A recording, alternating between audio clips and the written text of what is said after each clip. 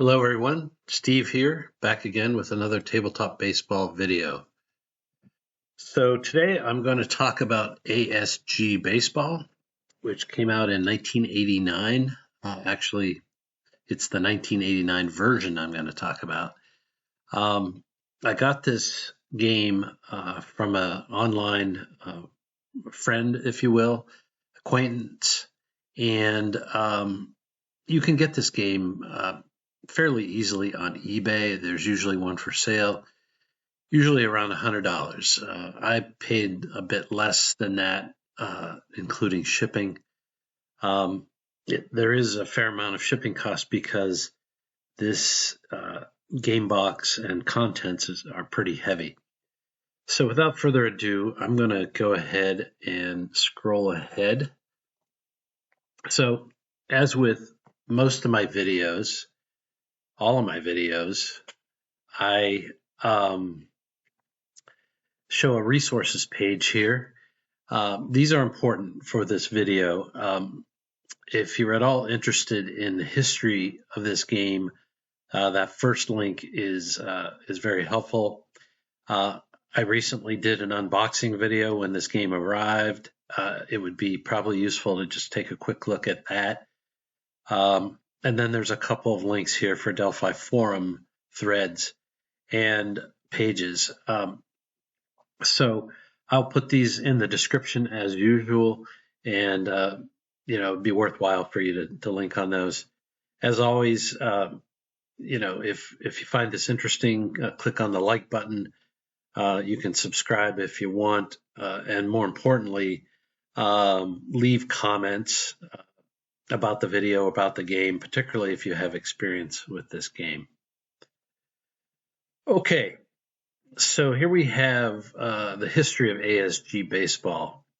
So it was created by a guy named George Gerney, and the original version was released in 1973, which had the 1972 season carded.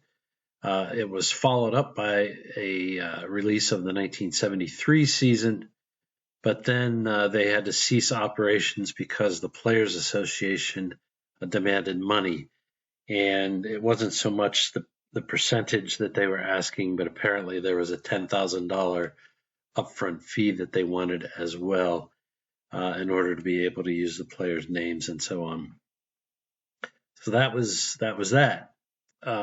Then George met a guy named Jerry Klug, who was an aficionado of the game, and he had kept the game alive, making his own cards and so on.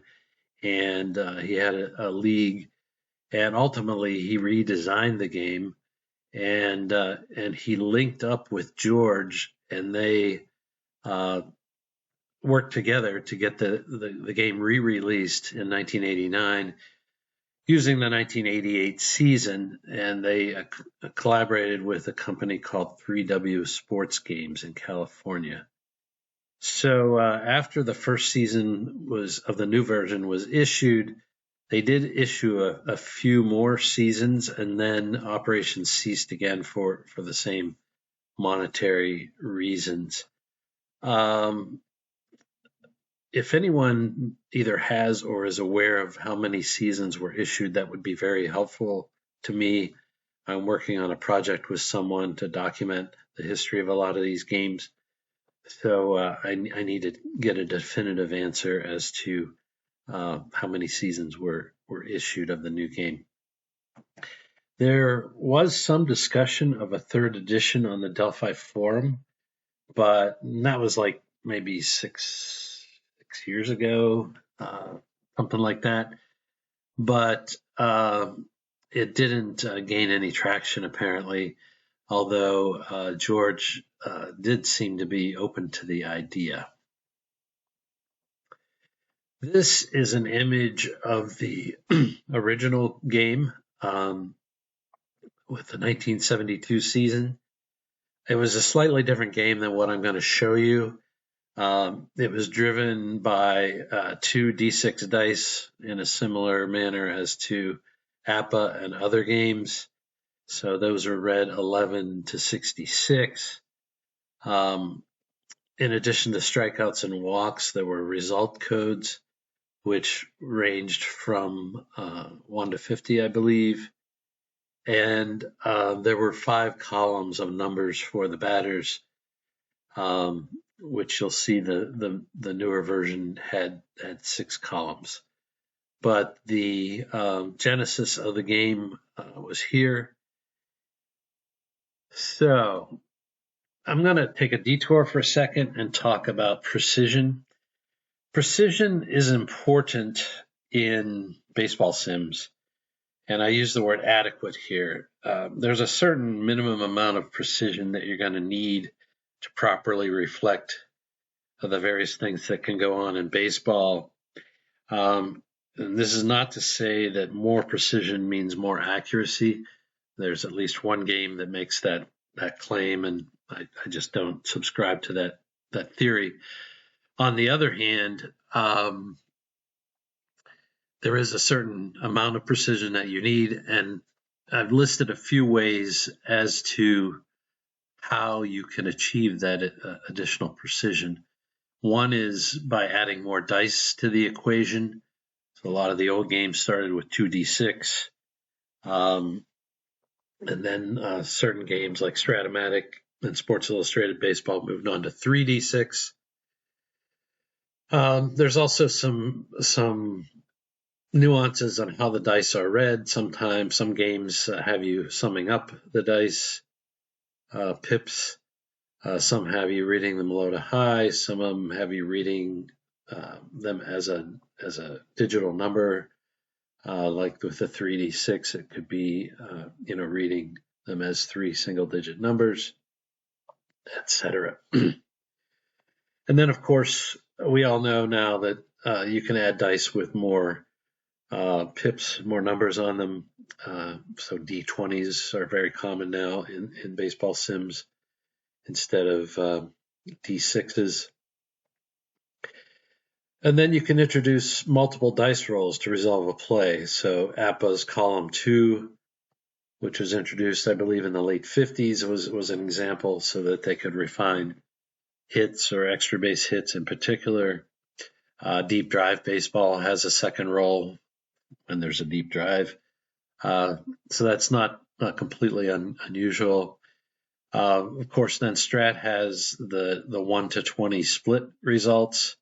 So that results or requires an additional dice roll or pick from the card, the numbered cards in the old days. Another technique that can be used is to add special codes added to the result codes, and Replay Baseball, I guess, would be one example of that, where there might be a result number, but there might be a code beside it, which dictates whether or not that specific result occurs or an alternate result occurs. And then finally, you can vary the play results based on the base runner situation. And APBA and long ball both use that technique. So a certain result number may produce a home run in one on-base situation and a double in another on-base situation, something like that. So those are just different ways to achieve precision. Okay, we'll come back to that. ASG Baseball. I'm going to do a deep dive on the game engine and the player cards. I'm going to touch a little bit on the other features of the game, but this is going to be the main focus. So here you have a batter card. It's Harold Baines. You see at the top, there's a fielding rating, which is actually for outfielders is a range rating, an arm rating, and an error rating. For infielders, it's a range rating, a double play rating, and an error rating. So reasonably sophisticated fielding system. On the right side are some other ratings. There are 2 stolen base ratings. The first one is effectively a jump rating or the ability to get a lead rating. And the second one then is a stealing success rating. In the case of Harold Baines, he didn't steal. He had 0 steals. So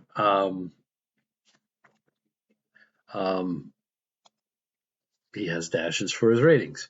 There's a bunting rating. There's a speed rating, which is separate from the stealing rating. It's really a base running rating.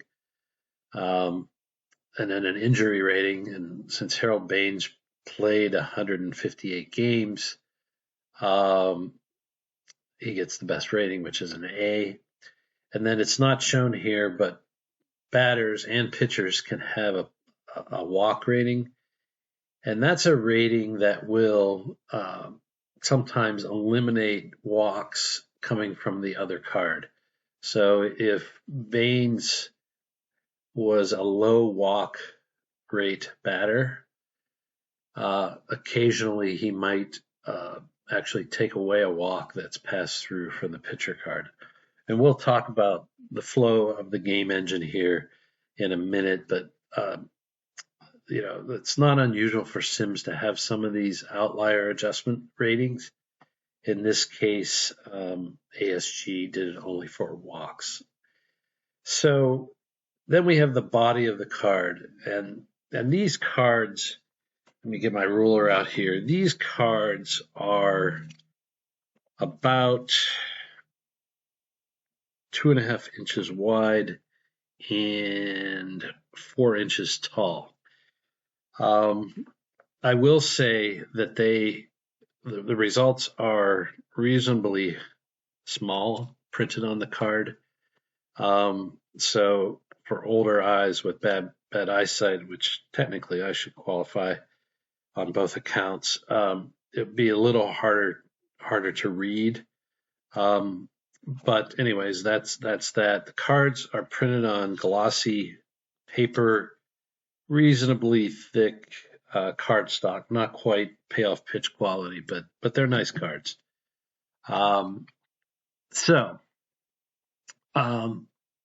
What drives ASG Baseball for most of the results is a 20-sided die, and those are used to read the rows, as you can see, 1 to 20 down the left side of the card here in the matrix.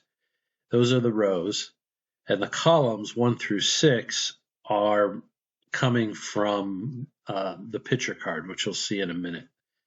So row 1 is a little unique in the sense that every other column is either an X or a Y, and so if an X is rolled, you roll one more time and read in the X column, or if the Y is rolled, you read one more time in the Y column to get the ultimate result. And I've kind of color-coded them blue and purple so you can see how that works. For the most part, once you get a result here on the card, the batter card in particular, that is the result. There's no looking up of results on play boards based on base running situation or what have you.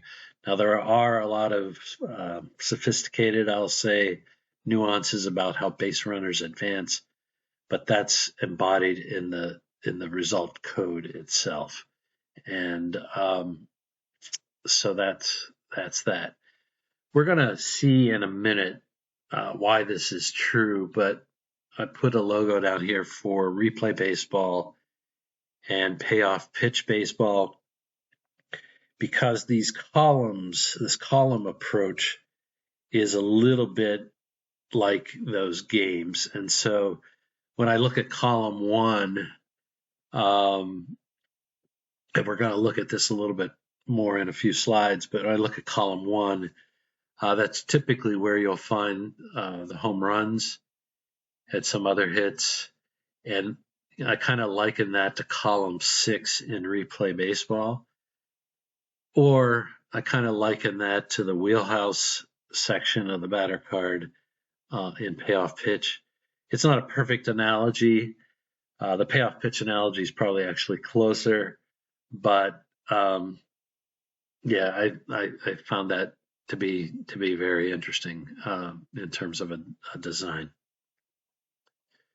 Let's go on to the pitcher card. Pitcher card actually comes first in the sequence.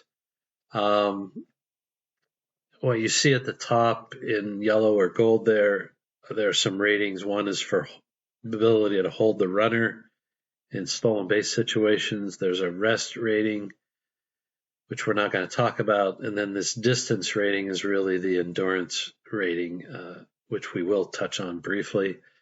The pitcher also has fielding ratings. And again, you see the range, double play, and error ratings. In the red box is actually the pitcher's batter card. So it's all on one card. So you see a lot of strikeouts, obviously, in the middle of that pitcher hitting card, which is not unusual. How they came up with pitcher hitting cards for American League pitchers, I do not know. That's just a very good question. You see on the right, I've indicated where the walk rating would be if they had one. For a really low walk pitcher like a Gary Nolan or Greg Maddux, they would have a walk rating.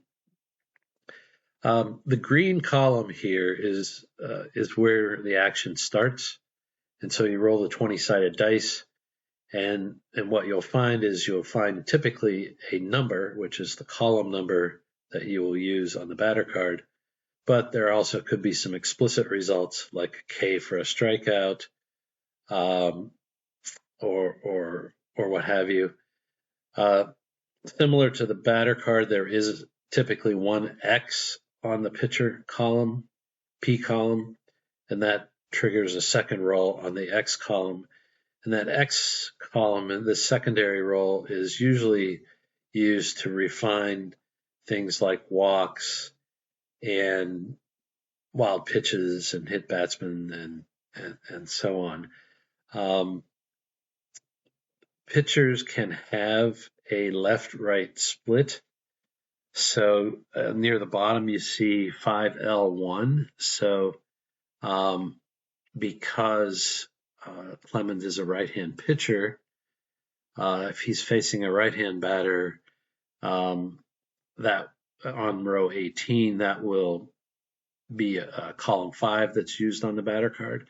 But if it's a left-hand batter, it will be column 1 that is used, and that's pretty standard platoon advantage described there. And there's two of the 20 results have that split on Clemens' card. It's possible where you see those numbers in column P that they might be split up as well. I'm not quite sure how they did this, but an example would be a 2/6, where column 2 would be used on the batter card when the bases are empty, and column 6 when men are on base. Whether that's tied to actual statistics or not, I don't know, but occasionally you will see that nuance worked into the pitcher cards. So we've seen the pitcher and batter cards. I think I've pretty much covered everything. I mentioned supplemental codes, and those are typically found on the pitcher card on the X column. And here you see an excerpt from the insert that comes with the game. And if it's an asterisk, it's a wild pitch. And if it's a B, it's a balk, and a P is pass ball, and an I is a potential injury. So when runners are on base for the first 3, when runners are on base, if that result comes up, you go ahead and have the wild pitch or the balk or the pass ball, and then you actually re-roll, which probably creates some interesting mathematical complications to preparing the cards, but I haven't really thought about it much more than that. Okay, I talked about precision earlier, and here's that same slide. And the way ASG Baseball introduced precision is it probably reduced precision by going to a D20 instead of the 2D6. So then you had 20 rows of results instead of 36. But again, the dice itself has more numbers on it. We talked already about the multiple dice rolls. Definitely ASG Baseball introduced that. Split results, we saw some split results mainly for left-right splits, I guess I would say, and men on base versus bases empty splits. Not quite the same as I described it when I first presented this slide. And then definitely special codes attached to result codes. You'll see that not only, you already saw that on the pitcher card, but you'll see that in terms of like the flyouts and the groundouts have kind of unique codes. So I've already talked about how the game works, but for those of you who are more visual, I've tried to do this flowchart, starting with the pitcher card at the top and indicating that there could be an X result that requires a re-roll. But you see the 6 column results that will go to the batter card, or an explicit result coming off the pitcher card. Then, of course, the batter card, you'll either get a result or you'll get an X and a Y.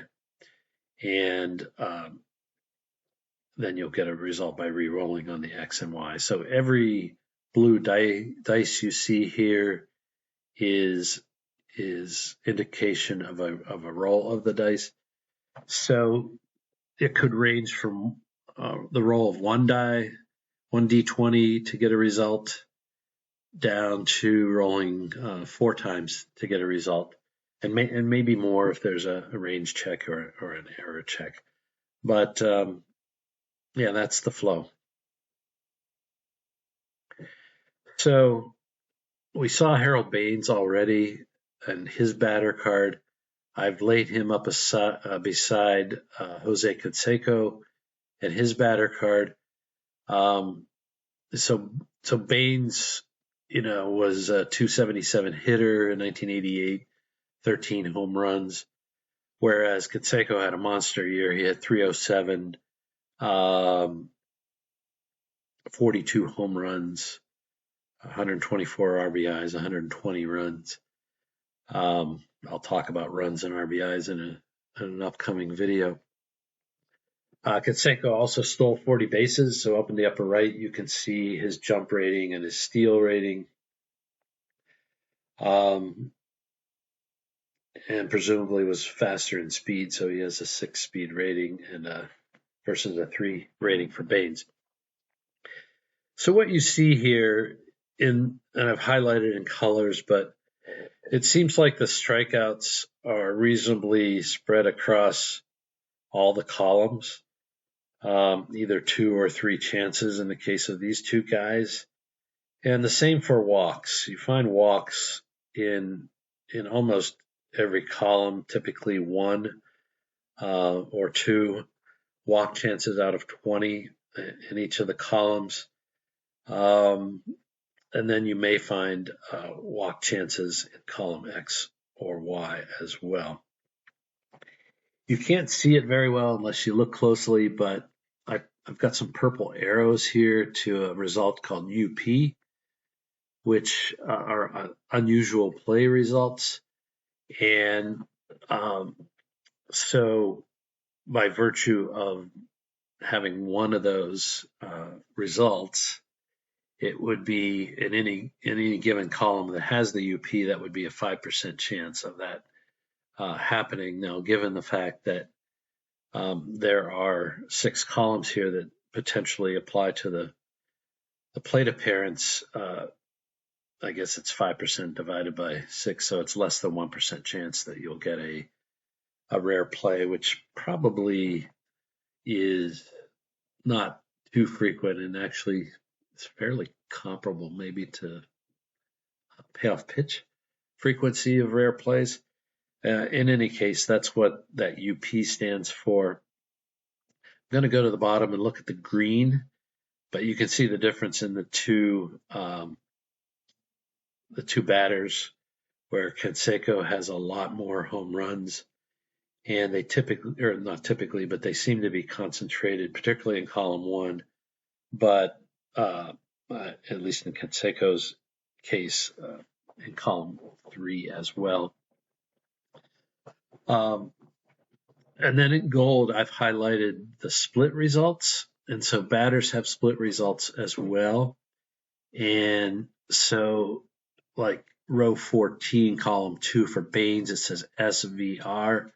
So that's a single versus a right-hand pitcher. Given that Baines is a left-hand batter, that'll be a single. If it's not a single, if it's not a right-hand pitcher, then these splits have a defined out result instead. And so you'll see that Baines had, I guess, 4 different split results on his card. 2 of them are for singles and 2 of them are for home runs. And in the case of Canseco, he's a right-handed batter, so his splits are versus left-hand pitchers. And he has 4 singles split results, 5 actually, and none otherwise. So there's a lot going on in these cards. They've crammed a lot into a kind of a compact presentation here, and there's even more to meet the eye, which we'll touch on here in a minute. So I did some analysis of these 2 cards, and there's some pretty big disclaimers. The first disclaimer is I really am not reverse engineering this game. It would be interesting intellectually to try to reverse engineer this game, but it's pretty complex, and I'm not sure it would be worth the effort, even though I think it's a pretty good sim. The other disclaimer, I guess I would say, is you should consider these numbers illustrative. I've made some assumptions about how to interpret some of the results in terms of what effect it has on average, batting average, and slugging percentage. I haven't really spent much time thinking about the unusual play results and excluding them from the math. So those are the disclaimers. The other thing I've assumed here is that for the combined card, I've assumed that there's an equal distribution coming from the pitchers of columns 1 through 6. And I have no idea if over the course of the whole population of pitcher cards, whether that equal balance actually exists or not. Okay, with those disclaimers, so the other thing I've done is for Baines, it's his results versus right-hand pitchers, and for Canseco, it's his results versus left-hand pitchers. So in those split results we saw on the prior page, I've assumed the hit rather than the out. So what you kind of see generally is that column 1 is the best, and it kind of declines from there, although not consistently as you go right. And as I mentioned, you'll see the concentration of home runs in column 1, also to some extent, in columns 2 or 3, and that is borne out if you just look at column 1. The implied slugging percentage is 889 for Baines and 1.294 for Canseco. Same thing for batting average; it's over 500. So if the pitcher rolls a 1, there's a 50% chance of the guy getting on base, approximately. And so there you have it. We'll also talk about pitcher tiredness here in a minute. If the pitcher's tired, you actually move the indicated column over to the left by 2. So, if the pitcher rolls a 3 and he's tired, it's going to put it over in column 1, which is a pretty big penalty. So underneath these tables, I did paste a screenshot of Baines's actual splits, and he was a better batter against right-handed pitchers, which you would expect, and that's what his card shows. And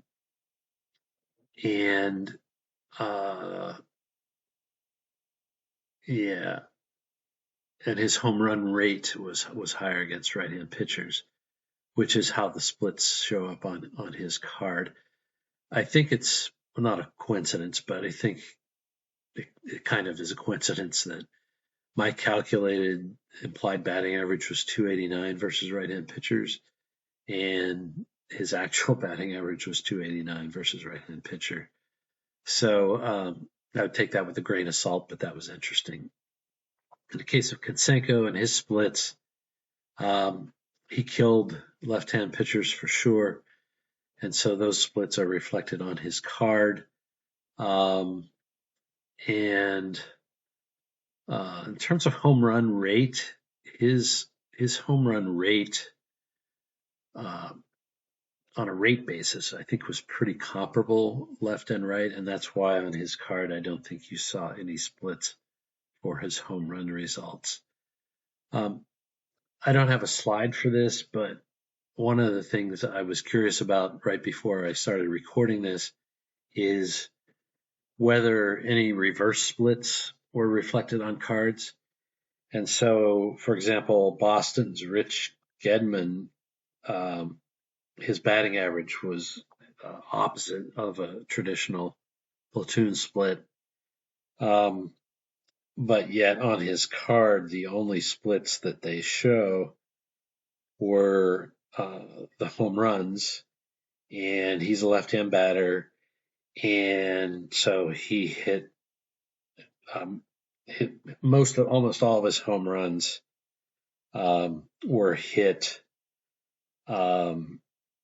versus right-hand pitchers, and so as a result, his card, the only splits he has show home runs versus right-hand pitchers. There's no other single splits or anything like that. Which led me to the next question, which is, does ASG Baseball show reverse splits at all? And an unsophisticated sampling of a bunch of cards showed that I did not see any reverse splits. I know there's a lot of debate and controversy over how that should be reflected in a sim, but tentatively it looks like they stuck with the traditional platoon split impacts when they applied.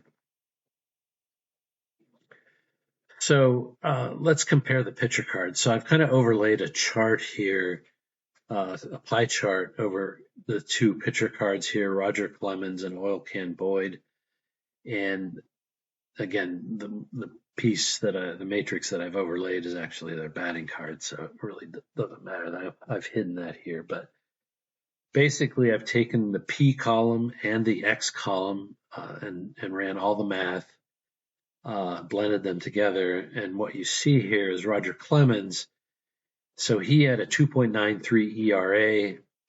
He gave up significantly less hits than innings pitched, which is an easy way to judge a pitcher. He walked only 62 batters.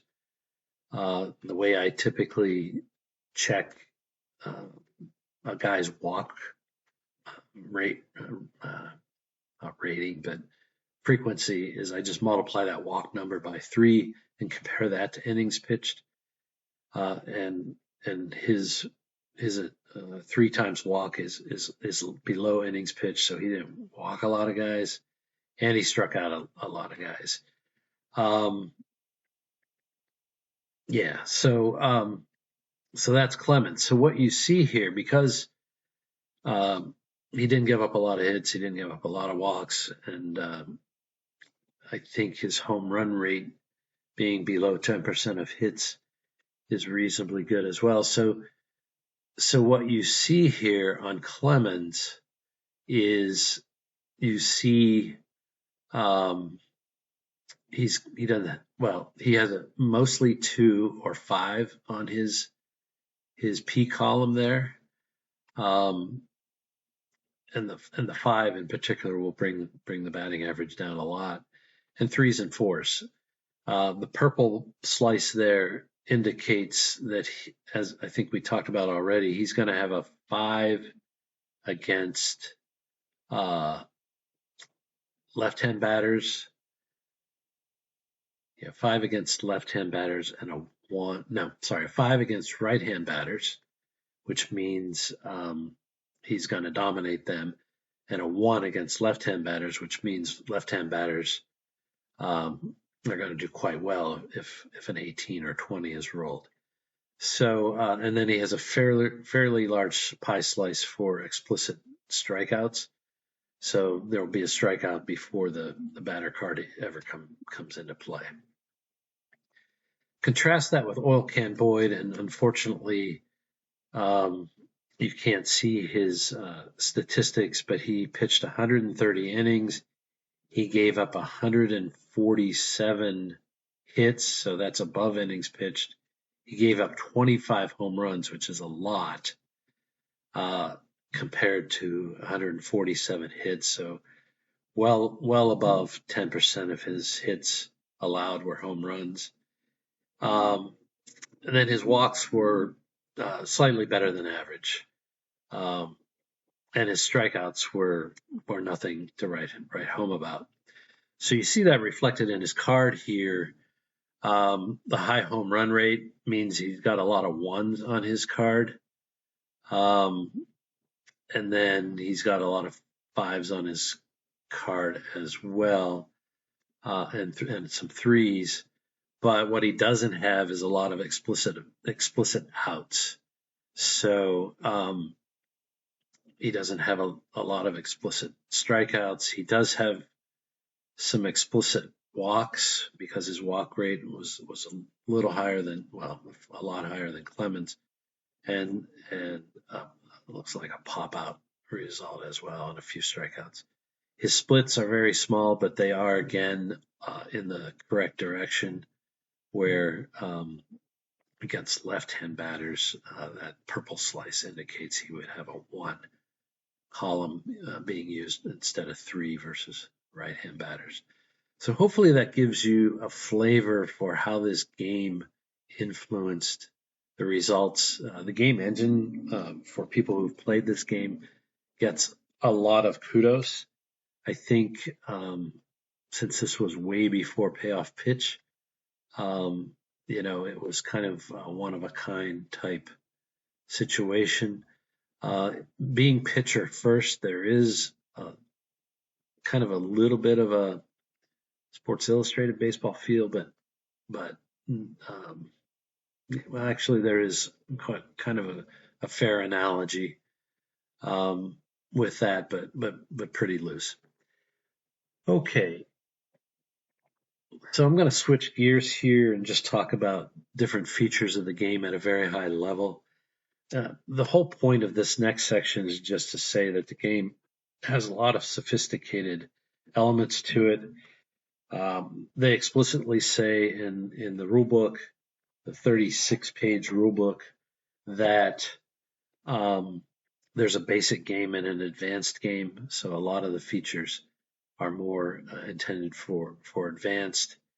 And I think there probably would be a reasonable learning curve for the advanced game, but I also think it probably would be worth it if you want to invest that time.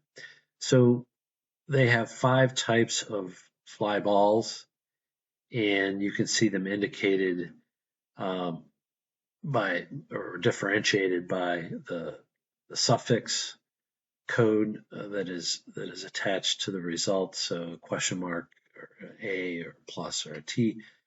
And it looks like there's a short fly, there's 2 types of medium flies, and 2 types of long fly balls. And each of those implies certain things for base runner advancement. Typical for most games, there's 3 types of ground balls: a slow hit ground ball, which generally means the batter's out at first, no force. There's a medium hit ground ball, and then there's a hard hit ground ball that's a double play possibility. There are, as you can see at the bottom, there are some infield in rules. There's, I think, outfield in rules, but that's beyond the scope of what I wanted to talk about today. There's something called the coaching chart. So in the advanced game, the defensive manager can declare for each individual runner, or all of them, whether that runner is going to be aggressive on the base paths, or just normal amount of aggressiveness, or even conservativeness. And you can see, for example, a lot of the conservative results for fly balls and ground balls means the indicated runner hold. I think I've seen something like this in ballpark baseball, but there's not a lot of sims that embody this concept. There's a few, but not a lot. There's obviously a hit and run chart. The only thing I'll say about that is it uses a method that I think is probably a good one. I've seen it used in other sims like Season Ticket Baseball, where basically it just redefines what the primary result code is and what it becomes. So as is often the case, if there's a strikeout code, it instead becomes a stolen base attempt. So that's pretty straightforward. A lot of the base runner advancement is governed by this base running chart, and it's two-dimensional. So the across the top is either an arm or a range rating of the fielder, and that can be an adjusted rating, and that's why it goes from 0 to 12. And then the runner's speed, and that's probably an adjusted speed rating, but I'm not sure. We won't dwell on that, but there's a fair amount. If you look at the stuff at the bottom, there's a fair amount of complexity if you want to play the game that way. The catcher and pitcher have some unique range rating checks, and I would just suggest you pause the video and read this if you're interested. But it just adds a little more richness to the game. So the game does have a pretty sophisticated, I guess I'll say, endurance or fatigue system. And as we saw at the beginning, the pitcher, especially a starting pitcher, will have what they call a distance rating. Relief pitchers have similar ratings as well, but based on the rating, it will determine from this chart either what inning the pitcher becomes automatically tired, and that's the T, or if it's not a T, it gives an indication of what will trigger tiredness. And these numbers refer to an accumulation of points that you'll see typically in other sims, and you'll see it here. And that point system is in the middle of this screenshot. And so the point system is 1 point per total base, which means a home run is worth 4, 1 for an error, 1 for a wild pitch, 1 for a hit batsman, 1 for a run scored, 1 for a walk, 1 for a balk, 1 for a passed ball. So different sims use different constructs for this. But the other unique thing about the tiredness is it appears to be based on an inning-specific situation. So, there's a certain inning at which you can become tired, and then you have to accumulate a certain number of points in that inning for you to actually be tired. What I don't know, but I'm speculating, it means potentially that if it's early innings for a pitcher with a pretty good endurance rating, he might accumulate a lot of points as described here, but not be tired.